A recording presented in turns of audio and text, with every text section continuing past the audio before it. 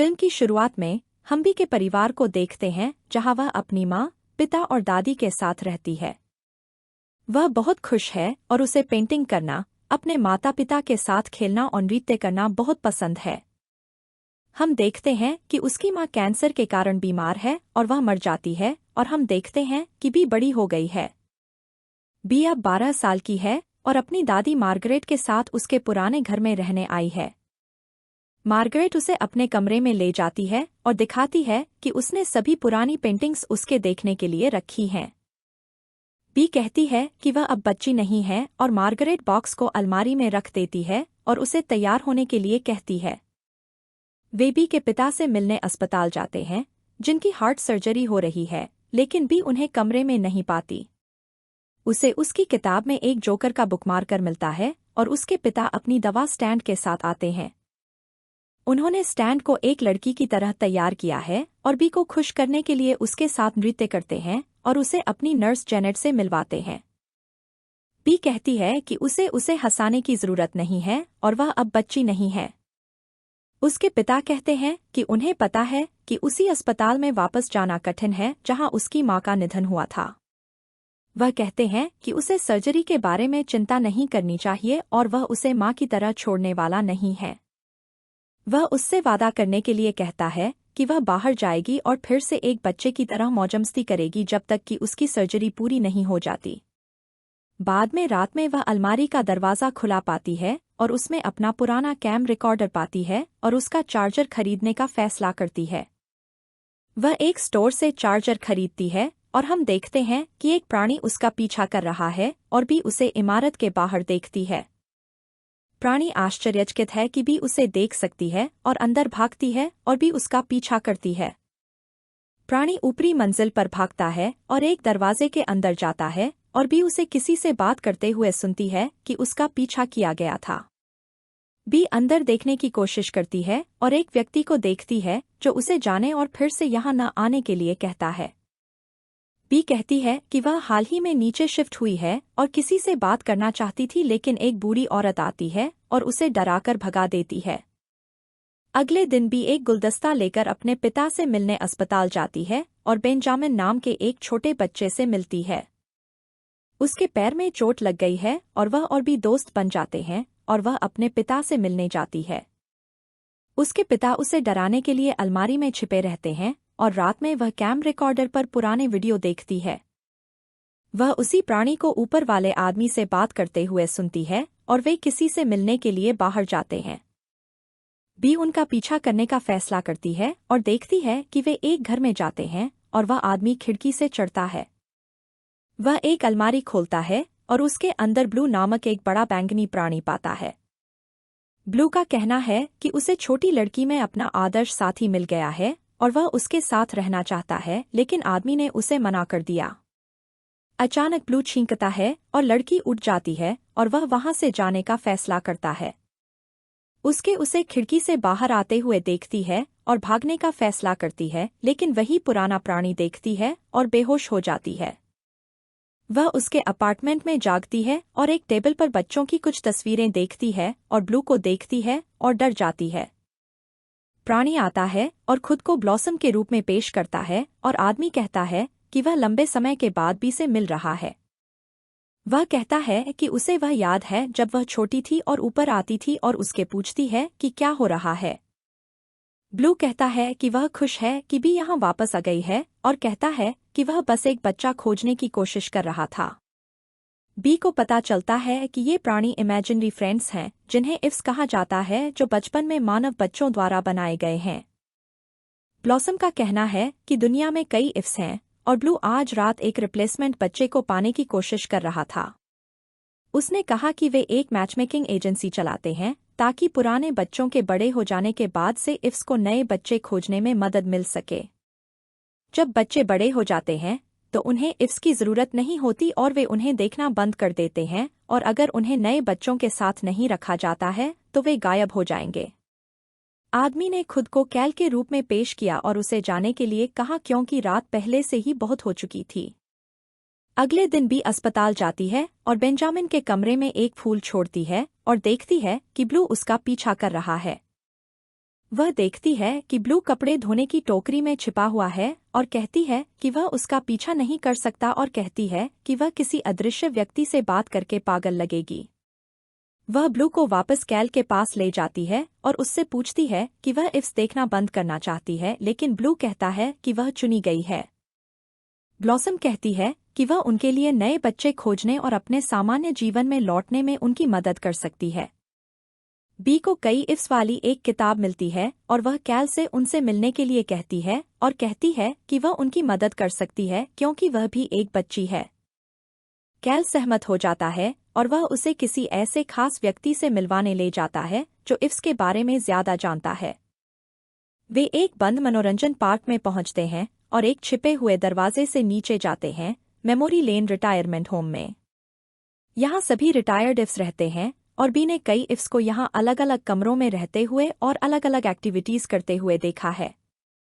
उन्हें कीथ नाम का एक अदृश्य इफ भी मिलता है जिस पर कैल ठोकर खाकर गिर जाता है और उस पर गुस्से से चिल्लाता है।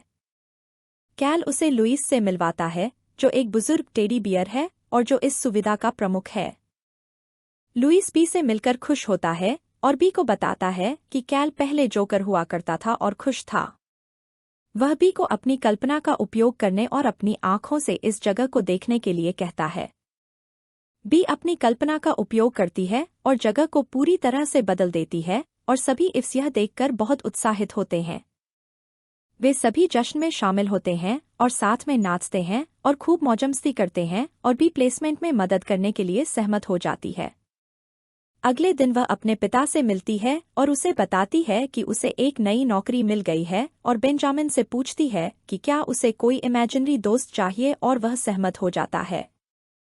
बी कैल से इस बारे में चर्चा करती है और वे सभी इफ्स का इंटरव्यू करने का फैसला करते हैं ताकि यह देखा जा सके कि बेंजामिन से कौन मेल खाएगा।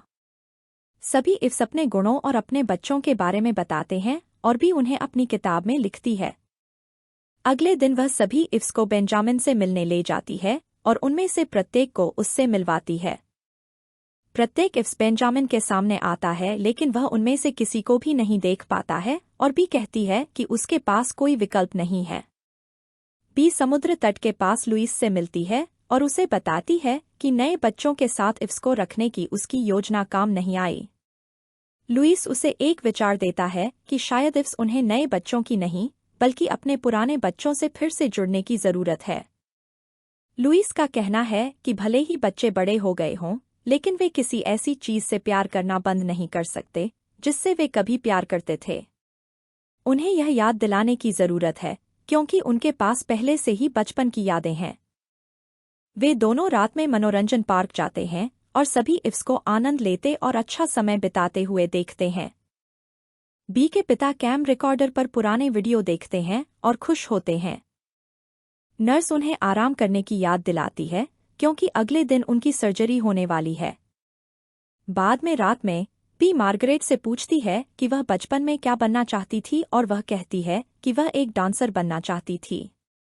मार्गरेट बी को अपने बचपन की एक तस्वीर दिखाती है जिसे बी सुंदर पाती है।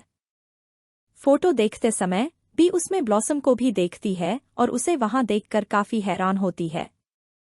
वह कैल से मिलने जाती है और उसे पता चलता है कि ब्लॉसम उसकी दादी की इफ है और वह बहुत खुश होती है। ब्लॉसम कहती है कि वह मार्गरेट के साथ रहने के लिए हर दिन नीचे जाती थी और उसके साथ कई एक्टिविटीज करती थी। मार्गरेट उसे देखने में असमर्थ थी क्योंकि वह उसे याद नहीं कर पा रही थी और भी उसकी मदद करने का फैसला करती है। अगले दिन वह ब्लॉसम को अपने घर ले जाती है और रिकॉर्डर पर मार्गरेट का पसंदीदा गाना बजाती है। वे सोफे के पीछे छिप जाते हैं और मार्गरेट आकर गाने पर नाचने लगती है। अचानक ब्लॉसम चमकने लगती है और मार्गरेट के साथ नाचने लगती है और बी और कैल यह देखकर खुश होते हैं। मार्गरेट ब्लॉसम को याद करने लगती है और खुश भी होती है। अगले दिन एक इफ बी को एक फाइल देता है जिसमें ब्लू के बच्चे की जानकारी होती है और वे उससे मिलने जाते हैं। उन्हें पता चलता है कि उसका नाम जेरेमी है और वे उसे एक कॉफी शॉप में घुसते हुए देखते हैं और उसके पीछे पीछे अंदर जाते हैं। ब्लू उसे देखकर बहुत उत्साहित होता है और उससे बात करने के लिए बाथरूम में जाता है लेकिन ऐसा करने में असमर्थ होता है। ब्लू उस पर छींकता है जिससे जेरेमी नीचे गिर जाता है और उसके सारे कपड़े गीले हो जाते हैं और वह वहां से चला जाता है। ब्लू दुखी होता है और कैल सुझाव देता है कि उन्हें वापस जाकर कुछ और आजमाना चाहिए, लेकिन बी को एक विचार आता है और वह वहां से चली जाती है। वे जेरेमी का पीछा करते हुए एक दफ्तर में जाते हैं जहां वह नौकरी के लिए इंटरव्यू देने गया था और हमें पता चलता है कि जेरेमी के माता पिता की एक बेकरी थी। ब्लू जेरेमी के बगल में बैठ जाता है और बी एक डिब्बा खोलती है और जेरेमी को बेकरी की याद दिलाने के लिए क्रोइसैन खाना शुरू कर देती है। अचानक ब्लू भी चमकने लगता है और जेरेमी अपने इंटरव्यू के लिए उठता है, लेकिन उसे घबराहट होती है।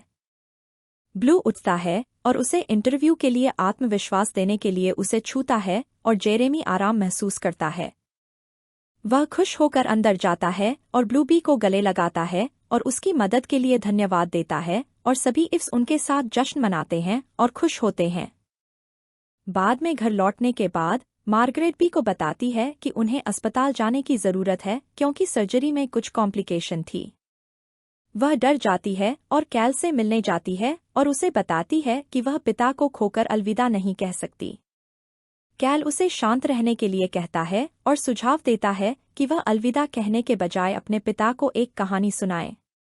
वह अस्पताल जाती है और देखती है कि सभी इफ्स उसका समर्थन करने आए हैं और नर्स बताती है कि उसके पिता को कुछ आराम की जरूरत है। वह अपने पिता से मिलती है जो बेहोश है और उसे एक लड़की के बारे में एक कहानी बताती है जो खुद को एक एडल्ट की तरह व्यवहार करने के लिए प्रेरित कर रही थी। लड़की सिर्फ एक बच्ची थी जिसे अभी भी अपने पिता की जरूरत है और कहानी में लड़की भी थी। उसके पिता जागते हैं और वे एक दूसरे को गले लगाते हैं और खुशी से रोते हैं। बी अपनी दादी को बताने के लिए अस्पताल के कमरे से बाहर जाती है, लेकिन देखती है कि सभी इस चले गए हैं। बी कैल को धन्यवाद देने के लिए ऊपर जाती है और उसके लिए एक उपहार खरीदती है, लेकिन कोई भी उसके दरवाजे पर जवाब नहीं देता। बूढ़ी महिला वहां आती है और दरवाजा खोलती है और बी को दिखाती है कि वहां कोई नहीं रहता है और यह एक पुराना स्टोरेज कक्ष है। बाद में उसके पिता के अस्पताल से छुट्टी मिलने के बाद वह और बी घर जाने के लिए सामान पैक करते हैं और बी अपनी इफ्स की किताब देखती है। कार में अपना सामान रखते समय एक बॉक्स नीचे गिर जाता है और बी को अपने बचपन की बनाई हुई पेंटिंग मिलती है। उसे कैल्विन नामक एक जोकर की पेंटिंग भी मिलती है और अचानक उसे एहसास होता है कि कैल उसका अपना इफ है। वह ऊपर उसके कमरे में जाती है और अपनी मां की मृत्यु के बाद उसे भूल जाने के लिए उससे माफी मांगती है। वह उसकी मदद करने के लिए उसे धन्यवाद देती है और उससे कहती है कि उसे हमेशा उसकी जरूरत होगी। इससे बी को कैल और इफ्स को फिर से देखने का मौका मिलता है और वे एक दूसरे को गले लगाते हैं और कैल चमकने लगता है। बी और उसके पिता के चले जाने के बाद मार्गरेट ब्लॉसम से पूछती है कि क्या उन दोनों को अंदर जाना चाहिए, जिससे ब्लॉसम को एहसास होता है कि मार्गरेट उसे देख सकती है। बाद में कैल इफ्स को उनके ओरिजिनल बच्चों से फिर से मिलाना शुरू करता है जो अब बड़े हो चुके हैं। वे सभी उनसे मिलकर बहुत खुश होते हैं और बेंजामिन अपने इफ चश्मे वाले ड्रैगन से मिलता है। बी और उसके पिता घर लौटते हैं और वह अपने इफ कीथ से मिलता है जो अदृश्य इफ है और गिर जाता है।